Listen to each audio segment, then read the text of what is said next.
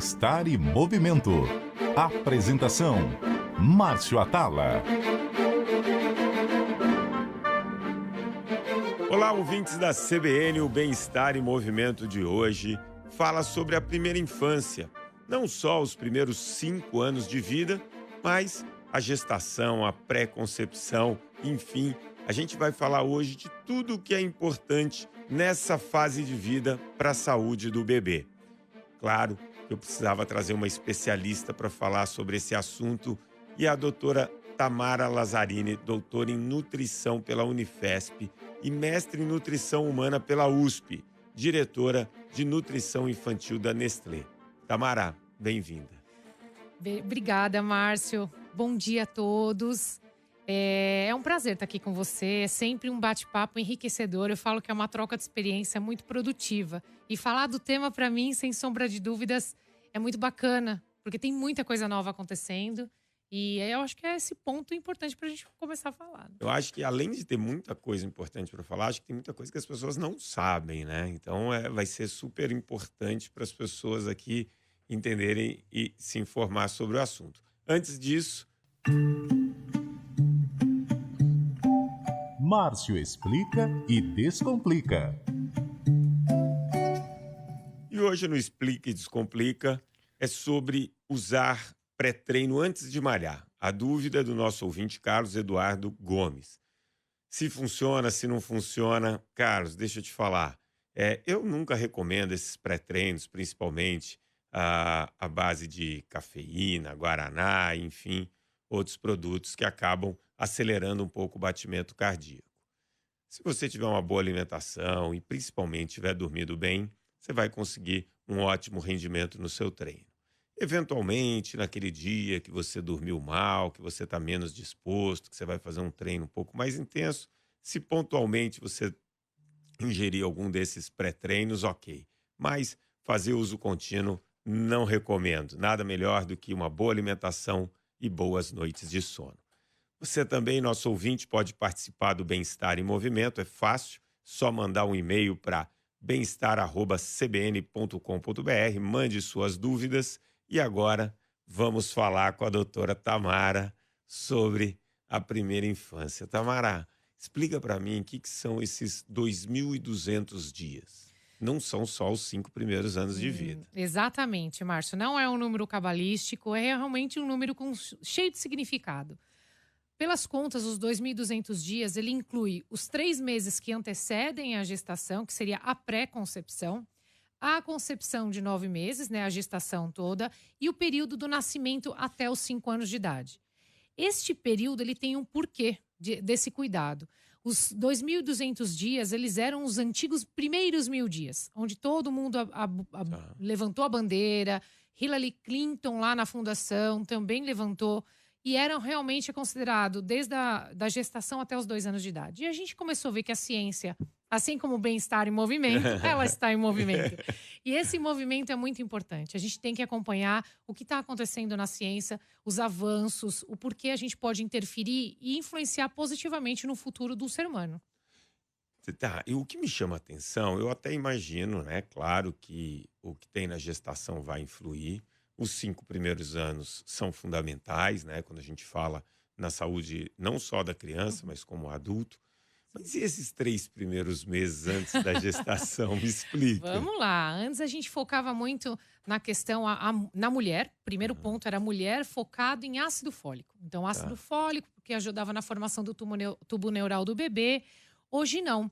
O foco já ampliou-se. Então, muitos pais, o homem e a mulher, que são genitores, que vão gerir essa criança, eles vão procurar um apoio e uma orientação sobre estilo de vida, alimentação, o que pode melhorar. A gente tem hoje combinações como vitaminas, vitamina E, a gente começa a melhorar essa questão mais hormonal. A gente tem, além do ácido fólico, probióticos, tudo que você influencia na sua microbiota intestinal para estar com uma imunidade mais saudável.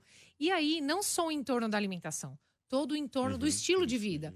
Então, o tabagismo, o excesso de peso, o álcool, tudo isso sendo evitado para ambos os genitores, não só para a mãe. Então, a responsabilidade já começa a ser dividida e a gente começa a influenciar positivamente na gestação.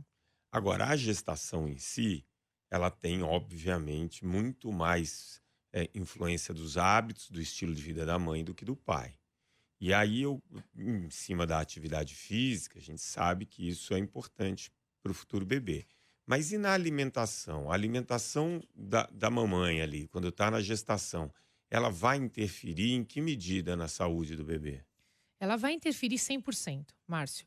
Então, o primeiro estado nutricional dela, ela está eutrófica. Eutrófica, traduzindo, é dentro dos pesos de normalidade. Não com excesso de peso, nem desnutrida, já é um primeiro ponto. A gente parte daí.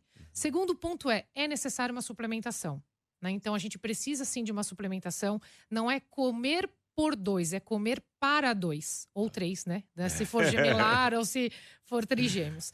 Então, a gente tem que se alimentar na qualidade, focar na qualidade da alimentação, em termos de suplementação de vitaminas, de minerais. Vai ter uma demanda maior, produção de sanguínea, toda a formação do bebê acelerado nesse primeiro semestre, tem uma estabilização no segundo semestre e o último trimestre tem uma aceleração.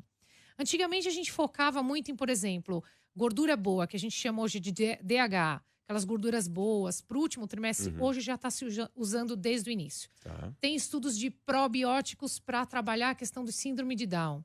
Tem questões de pré-bióticos associados, simbióticos com probióticos, né? Para que se a microbiota, esse intestino esteja muito bem funcionante. Questão da fibra para também funcionar. Ingestão de líquido. A ingestão hídrica ela é fundamental. E hídrica, quando a gente diz água, né? Pode tomar um suco, um chá com controle? Sim, com certeza. A cafeína tem sido liberada 1 ou 2 porções, então muito controlada. Alguns tabus e mitos antigos caíram e novas oportunidades de suplementação nutricional acompanhada por um nutricionista, pelo profissional que está orientando essa gestante, é fundamental. Tem se evoluído nesse sentido. E como você disse, neste momento, aí sim a responsabilidade, ela é transferida para a mãe porque ela também tem um preparo também da amamentação em relação a isso assim que o bebê nasce. Aí é que eu ia chegar, na amamentação. Tem muito mito, né, em relação à alimentação com a amamentação. O Sim. que é verdade? O que é mentira? Quer dizer, ah, já ouvi, por exemplo, que a mãe ingerindo álcool, se o bebê ingerir também pode. Enfim, tem muita história aí, mas a amamentação, sem dúvida nenhuma, ela é fundamental. Até quanto tempo é recomendado a amamentação e como a alimentação dessa mãe interfere na qualidade da amamentação? Você falou muitas coisas importantes. Primeiro, cuidado com a ingestão do álcool. Realmente, isso daí ainda continua muito em vigor. Obviamente, a mãe que tem um hábito de ingerir vinho de uma forma social, às vezes experimentar um pouquinho, esse não é o grande problema. Mas a gente tem que tomar o cuidado para não desenvolver nenhuma síndrome alcoólico-fetal, né? Que é desde a mesma gestação ou durante a amamentação. Amamentou, não é para ingerir álcool mesmo. A gente começa na amamentação, a gente diz que a primeira grande hora lá dentro da sala de parto, a pega do bebê é fundamental. Aquela primeira hora, o colostro sai, que o colostro ele sai muito rico nos primeiros 5 dias. Naquela primeira hora, ele vai sair muito rico de imunoglobulinas, de substâncias que não existem, não são reproduzíveis em laboratório. Então, o aleitamento materno ele é fundamental, é o primeiro alimento funcional do mundo, é o mais indicado para qualquer um, não causa nenhum. Todo mundo pode consumir um leite materno assim do nascimento. Ele é exclusivo, ele deve ser orientado exclusivamente até o 6º mês. E, a partir do 6º mês, mantido até os 24 meses. Ou seja, a partir do 6º mês eu começo uma introdução alimentar. E aí eu vou acompanhando juntamente com o aleitamento materno até os 24 meses ou mais. Essa é a recomendação da Organização Mundial da Saúde, da Sociedade Brasileira de Pediatria no Brasil. Então, nós também seguimos isso daí. É o ideal para que você mantenha e estabeleça essa criança para um bom desenvolvimento de imunidade. Existem estudos enormes de corte, Márcio, do Sul, do professor César Victora, que tem lá de Pelotas, conduzindo, mostrando os benefícios no futuro, de 20 anos depois, na influência do QI, né, do coeficiente de inteligência. E porque eram crianças amamentadas, né? Quanto mais tempo amamentada, mais benefícios são colhidos no futuro. Vamos lá. E se eventualmente a criança não consegue fazer ter uma amamentação existe algum tipo de suplemento, algum tipo de alimento que se aproxime do aleitamento materno? Sim, a gente tem hoje substitutos do leite materno, mas eles devem ser estritamente recomendados por um pediatra, né? Adaptados para aquela realidade Uhum, daquela mãe, aquela situação, o período, toda a quantidade, indicação. E eles são regidos e orquestrados, baseados nas regulamentações de substitutos de leite materno, do Códex Alimentários. Aqui no Brasil, a gente tem o registro da Anvisa, onde regulamenta toda a existência desses substitutos de leite materno, que nós chamamos de fórmulas infantis. tá. E aí tem das mais variadas, né? O leite materno, em relação, por exemplo, ao leite normal, tem uma diferença em relação a proteínas? Sim, brutal. Não é recomendado o consumo do leite de vaca para menores de 1 ano de idade. Tá. Por quê? Ele tem o excesso de uma proteína, ele tem excesso de eletrólito, sódio, potássio e tem totalmente carência de micronutrientes, de ferro, de óleos essenciais. Então ele é um leite desenvolvido para o bezerro. Então, as necessidades, como a gente até faz umas analogias em congressos, né? A gente coloca o leite da vaca para o bezerro. E o que ele faz, o leite? Ele tem muita proteína, ele faz crescer. Assim, as suas Uhum, recomendações, uhum. quando você diz em relação à proteína, hipertrofia muscular. Mais ou menos assim. Então, o desenvolvimento do corpo do animal ele é muito maior em detrimento do seu cérebro. No caso da criança, é o contrário. A gente precisa desenvolver muito mais o cérebro, então tem que ter os nutrientes necessários para que o cérebro se desenvolva rapidamente. A gente vê aquela criança pequenininha, nossa, tem só a cabeça e o corpinho pequenininho. E o crescimento corporal vai acontecendo proporcionalmente de acordo com as necessidades de cada faixinha etária da criança, né? E aí vai de encontro à sua resposta anterior, quando fala de estudos que mostram, 20 anos depois, um QI na média Exatamente. superior naquelas crianças que tiveram o aleitamento materno. Exatamente, Márcio, com certeza. E o que as alternativas alimentares hoje buscam é se espelhar um pouco no leite materno para que essas crianças que não puderam por algum motivo, e aí por motivos de doença, por perda de mãe, Uhum. acontece isso, existem alternativas também, além dessas fórmulas, que são os leites que vêm do banco de leite humano. Eu não sei se você sabe, esse é um título de curiosidade. O Brasil é o maior exemplo de rede de banco de leite humano no mundo, especialmente na região ibérica, América Uhum. Latina. O Brasil ele serve realmente de benchmark. A gente tem mais de 216 bancos de leite humano, ou seja, existem alternativas, Sim. né? Estímulos que a gente possa ter a melhor nutrição para esse bebezinho até aí esse início de jornada de vida. Ótimo, chegamos aos 2 anos. Ai, E aí? O que muda? Como que faz? Dos 2 aos 5 é igual? Tem alguma divisão entre os 2 aos 5 anos em relação à alimentação? a gente começa, as crianças começam a ter um momento de outras necessidades. Então, existe aí uma necessidade mais dos desenvolvimentos que a gente conversa bastante, né, Márcio, em relação à atividade. Então, ele vai demandar um pouco mais de energia. Então, ele precisa se alimentar, né? E aí a diferença é que tipo de alimento eu estou ofertando para essa criança? Líquido, que possa contribuir. É crucial nessa fase a oferta de alimentos saudáveis que não sejam hipercalóricos. Então, a gente quer fornecer energia, mas que não sejam muito calóricos a ponto da criança ganhar peso, mas que eles sejam nutricionalmente balanceados. A necessidade de uma coordenação motora maior, essas habilidades que você diz, né, em relação Uhum. a ter habilidade, você mencionou habilidade E e capacidades? capacidade. Muito bem. Eu tenho que deixar os nutrientes necessários para essas crianças terem tanto a habilidade e a capacidade necessária para aquela faixa. Então começa mais o desenvolvimento corporal, né, de capacitação. Mas, como a gente também bem disse, a parte da gordura boa, que são o DHA, o ARA, são provenientes do ômega 3, do ômega 6, eles são fundamentais também nessa fase de pico que a gente tem também de desenvolvimento dos 2 até os 5 anos de idade. Excelente. Bom, a gente falou bastante aqui desse período, desse tipo de alimentação, o que é importante. E claro que o estilo de vida, ele vai um pouco além, vai bastante além da alimentação. A gente fala muito da questão da atividade física. As crianças hoje, elas têm se movimentado muito pouco, né? Eh, Na minha geração, a gente não tinha tela. Então, era muito mais... As brincadeiras eram muito mais corporais. E aí você desenvolvia uma série de habilidades, melhorava as capacidades, que a gente já nasce com elas, enfim. E tudo isso nesses 2.200 dias, mas principalmente depois que a gente nasce, né? Isso é muito importante. O que acontece quando essa criança fica muito tempo na tela e não desenvolve isso? Ela acaba, um desses efeitos é aumentando o peso, porque ela não tem o gasto calórico. Como que esse excesso de peso pode ser prejudicial nessa fase? Márcio, você tocou num ponto muito importante. A criança exposta na tela, hoje a Sociedade de Pediatria tem publicado muito material interessante que ele fala dessa questão do peso, do excesso de peso, porque ele fica inativo e ele está lá fixado, comendo compulsivamente sem ver o que come, da questão da miopia. Então, as crianças estão tendo problema de visão precoce pela essa exposição.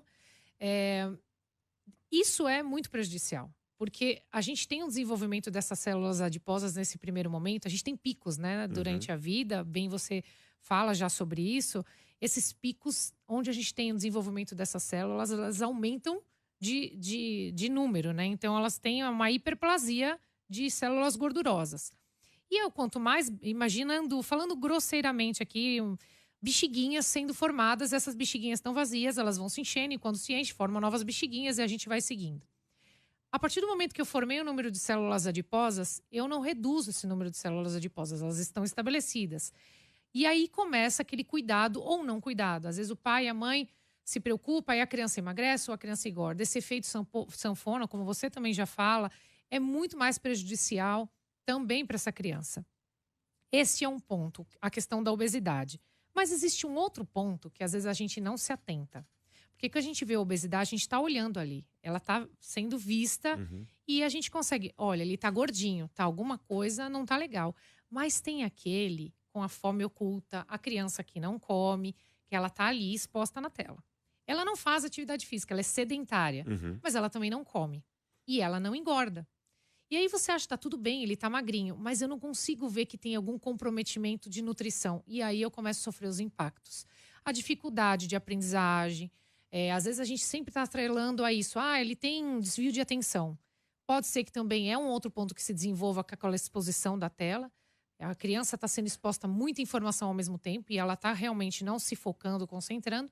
Mas também a gente leva essa criança a um cuidado que a gente não está enxergando. A falta da nutrição adequada, que ela não está sendo vista por um peso, que visualmente eu vejo com você, mas ela é medida por parâmetros bioquímicos. Então, uma análise sanguínea, e muitas vezes os pais, não, tá tudo bem, ele tá magrinho, ele come menos mesmo.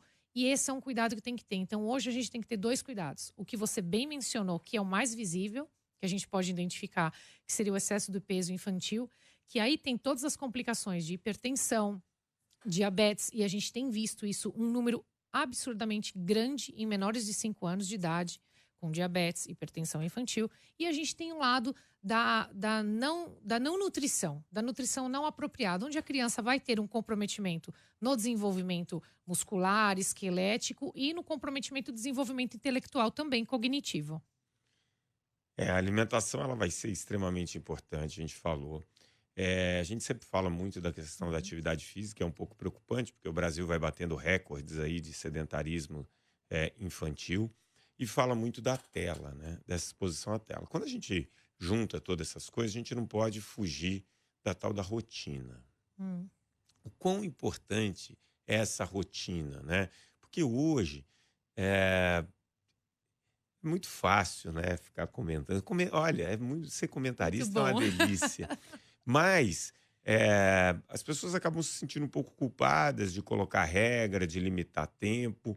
Mas isso faz parte da educação dos limites, né? Se a gente não coloca limites, imagina o que é a vida sem limites. Com certeza. Então, a rotina ela é fundamental para a gente melhorar todos esses pilares do estilo de vida, não? Com certeza. Márcio, outro ponto muito importante. A rotina até para alimentação. Quando eu estabeleço uma rotina na minha alimentação, eu tenho uma rotina, inclusive, do meu trânsito intestinal. E às vezes a gente acha que isso não é importante na infância, é muito importante. A gente já começar a estabelecer rotina. Horário da alimentação, a qualidade de como essa criança se alimenta. Porque às vezes, como você está bem dizendo da tela, eu coloco a criança, toma café, almoça, totalmente exposta à tela. Ela não consegue se alimentar ou prestar atenção no alimento, interagir com o alimento, que é fundamental, começar a aceitar, descobrir novos sabores, aromas e cores. Porque ela está exposta a um desenho ou a qualquer outra atividade, seja videogame, enfim, isso é muito importante. Estabelecimento de uma rotina e a forma de como a gente faz essa rotina. Essa alimentação, como eu disse, para poder ter um estabelecimento de um funcionamento do organismo como um todo, a evacuação e mesmo estabelecer períodos, a gente tem que ter isso daí. E o ponto é o final do dia, né? Aquela exposição onde a gente tem que parar realmente, chega de tela, a gente vai diminuindo essa tela para que ele tenha uma boa higiene do sono. Isso também é fundamental. As crianças hoje estão dormindo muito pouco tempo. Elas estão indo até muito tarde, porque acompanham a rotina dos pais. E aí elas acordam cedo, porque às vezes vão para uma escola e elas não têm uma qualidade de sono apropriada. E elas estão, quanto mais expostas a telas, dormindo muito, muito mal. Então hoje tem muitas alternativas de mindfulness infantil, yoga infantil, para que as crianças baixem um pouco essa adrenalina e tentem realmente descansar, né? Tudo que a gente tem de mau comportamento adulto, a gente tem repassado para as crianças e isso é um crime que a gente está cometendo sem perceber. Cansar a criança é bom. Você põe ela para fazer atividade física, Muito dorme, bem. que é uma beleza. O bom é que quando você tem que pôr a criança para fazer atividade física, você às vezes tem que ir junto e ninguém nessa idade. E aí entra uma pergunta que eu queria fazer em relação ao exemplo dos pais. Você falou da oferta alimento. É normal a criança muitas vezes recusar numa primeira tentativa, né? Agora, se a criança também, nessa fase, ela costuma copiar muitas atitudes dos pais. Então, qual a importância do pai também ter esse estilo de vida, uma alimentação bacana, para a criança acompanhe esse estilo? Com certeza. Você sabe que antes de eu trabalhar na indústria, eu trabalhei atendendo em consultório. E às vezes, quando chegava a criança ali para eu fazer uma avaliação, um excesso de peso ou com alguma... Era geralmente excesso de peso. Primeiro eu tinha que atender os pais. Porque o problema não estava com a criança, estava com os pais. Com o hábito que o pai, que a família tinha e que refletia nessa criança. Este é um dos pontos que eu acho que vale destacar o quão responsável a gente é por refletir bons exemplos e passar isso. E para nós também seria muito importante. Quanto mais a gente conseguir dar um bom exemplo, a gente consegue, inclusive, melhorar a nossa nutrição, a nossa alimentação. E olha, eu tenho aí os meus bons 25 anos de área de nutrição. Na infantil eu tenho quase 15 anos. E a gente vê muita história, vê muito exemplo... E alguns muito positivos, que a família entende o quanto ela tem que se engajar para que a coisa flua. E outros nem sempre são tão positivos, né? A deficiência da compreensão da situação, de uma imagem corporal. Olha, o problema é muito maior do que somente o meu filho. Às vezes é mais complexo. Então, esse apoio todo de uma rede multiprofissional, como você sempre fala, de um profissional de educação física, de um psicólogo, de um assistente, do nutricionista, do pediatra...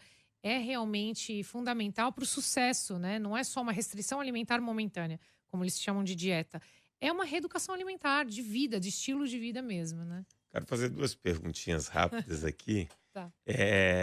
Aquela história você comer tudo, você ganha sobremesa. Isso realmente faz com que o doce tenha uma lembrança, uma memória afetiva de recompensa, isso ative de alguma maneira no nosso cérebro alguma área de recompensa ou não? Olha, Márcio, você está começando já a invadir uma área mais complexa. Que eu tenho um domínio mais limitado, mas vamos lá. Na nutrição, a gente não gosta de usar o alimento como recompensa. Ou brincar muito com os alimentos. A gente sabe que naquele primeiro momento, os meses onde a gente está introduzindo, a gente faz o aviãozinho e tudo mais... Mas a gente tenta evitar ao máximo tanto a exposição, aquele momento da refeição. O ideal, né? Nem sempre é possível, a gente sabe. Às vezes, hoje em dia, com a rotina dos pais tão complexa, a gente sabe da dificuldade. Não vamos também ser aqui tão hipócritas, porque eu mesma já vivi situações, eu falo, ai meu Deus, estou fazendo tudo errado. Né? Eu falei que eu vivi muito tempo na teoria e agora eu tenho um filho de 4 anos, agora que eu estou vivendo a prática e o quão complexo é. Então, para a gente também não se culpar tanto.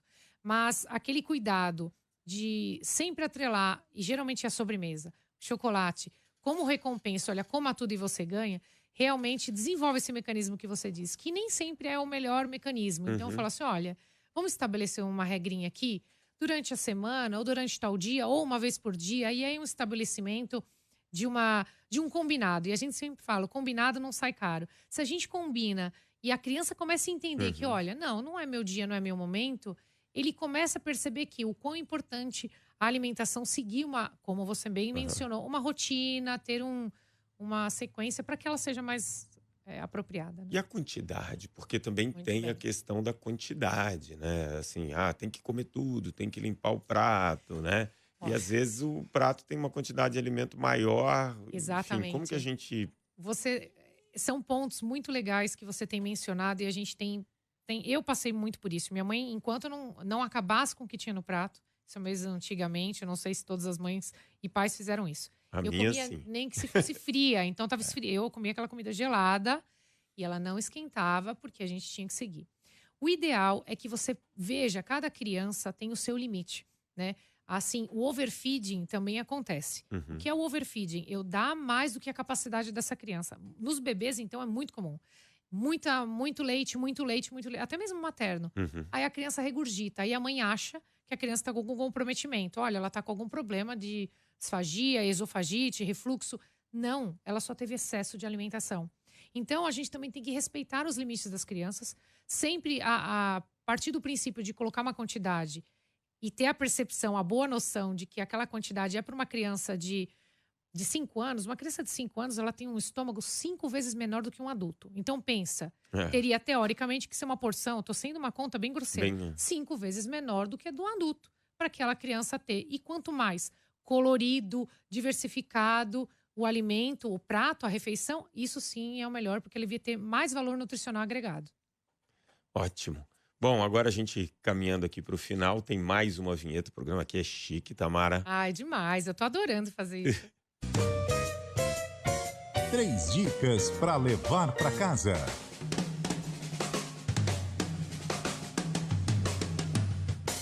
E o bom desse quadro é que eu nunca aviso o convidado, né? Ele fala, mas sou eu que tenho que dar as dicas? Eu tô Claro. só observando essa vinheta. Eu tô aqui preocupada. Quais são essas 3 dicas? As 3 dicas da doutora Tamara Lazzarini para os 2.200 dias de vida, os primeiros 2.200 dias. Bom, a primeira dica influencie de forma positivamente esses primeiros 2.200 dias de vida. Com a alimentação, com estilo de vida saudável. Às vezes a gente tem que abrir mão, sim, de alguns abusos e excessos alimentares ou de uma falta de prática de atividade física, porque às vezes a gente tem que deixar esse sedentarismo de lado para um bem maior. Essa fase é crucial para o nosso futuro, ao futuro do ser humano. Então, desde a pré-concepção dos genitores, né, a gente cuidar do estilo de vida dos genitores até os 5 anos de idade, é fundamental para que a gente tenha uma vida mais saudável e melhor, né? Essa é a minha primeira dica. Bom, segunda dica. Não use o seu alimento como um vilão ou como uma recompensa. Curta os alimentos junto com os seus filhos, viva intensamente, estimule cada vez mais o aleitamento materno. Mamães, peça apoio para uma rede de apoio. Às vezes a mãe ela se coloca muito na condição de única responsável pelo aleitamento e hoje não. A gente tem uma rede de apoio de pessoas, tanto o pai, os familiares, os profissionais de saúde, para estimular que o aleitamento materno seja prolongado. Esse é o segundo ponto. Então, o aleitamento materno também é a base de toda a alimentação. E praticar esse momento da refeição, em qualquer idade, como um momento gostoso. É um momento de união, um momento de confraternização. É aquele momento quando eu falo, pensa que vai ser um happy hour entre você e seu filho e seu marido. Faça um happy hour com seu filho, faça um happy hour no momento da amamentação. E a gente faz com que esse happy hour, que o nome já bem diz, seja um momento muito gostoso de interação, socialização familiar e vínculo. E a gente faz com que a gente guarde esses momentos. Eu tenho muita recordação da minha infância na casa da minha avó, quando a gente parava para a refeição, não tinha televisão na cozinha, não tinha momento de sala e a gente confraternizava, assim como uma ceia de um Natal, ação de graças, enfim. Curta o momento da alimentação em família. Excelentes dicas, excelente esse papo, Tamara. Eu quero agradecer muito, porque são informações para esses 2.200 dias, mas que vão influenciar todos os outros dias das nossas vidas. Então é muito importante. Super obrigado. O Bem-Estar em Movimento de hoje fica por aqui. Se você gostou do nosso papo, compartilhe com seus amigos, baixe agora mesmo e ouça o podcast que já está disponível em todas as plataformas de áudio e no aplicativo da CBN. O programa de hoje teve a produção da Joana Cafuri, do Bruno Teixeira, a edição do Rafael Furugem e os trabalhos técnicos da Débora Gonçalves e Fernando Paz. Bom fim de semana, grande abraço a todos. Bem-Estar e Movimento. Apresentação: Márcio Atala.